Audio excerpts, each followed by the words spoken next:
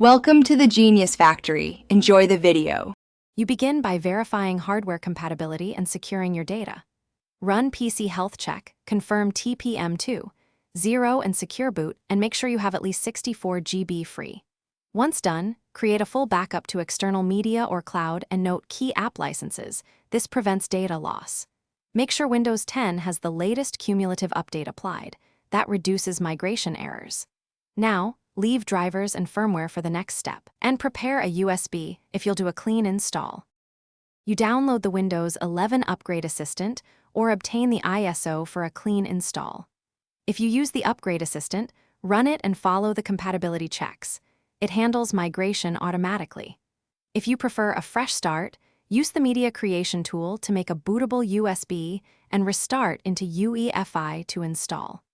Make sure to update or install storage and chipset drivers before proceeding, and temporarily uninstall antivirus that may block setup. Once the installer validates, choose Keep Files or Clean Install and proceed. You complete setup by signing in, restoring backups, and letting Windows Update fetch post-install patches and drivers. Once configured, reinstall applications and confirm licenses.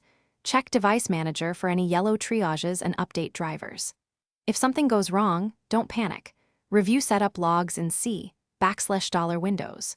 -BT or Event Viewer to identify the error. Make sure TPM and Secure Boot remain enabled in UEFI. And try the USB installer or an in-place rollback to Windows 10 if needed.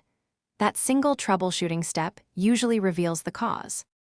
Thanks for watching. If you found this helpful, don't forget to like and subscribe.